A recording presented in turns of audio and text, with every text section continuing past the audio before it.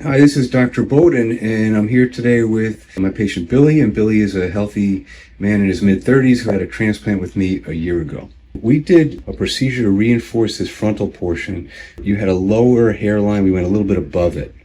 But all that you see here, the naturalness, really filled in. This is transplanted. All the comments that I've gotten have been positive.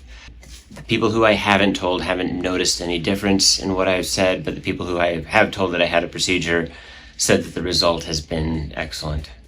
There's a little thinning on the crown, but the area in the back where the hair was taken from looks terrific. It's not noticeably changed back here at all. This is pretty cool because I'll show you the kind of the bird flying overhead gets that view, and that's really remarkably thicker.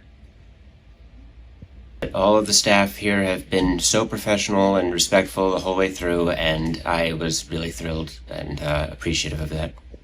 My experience has been great. I'm so happy that I did this procedure. The result was better than I expected, and I'm just so happy with what I did. I couldn't be more pleased.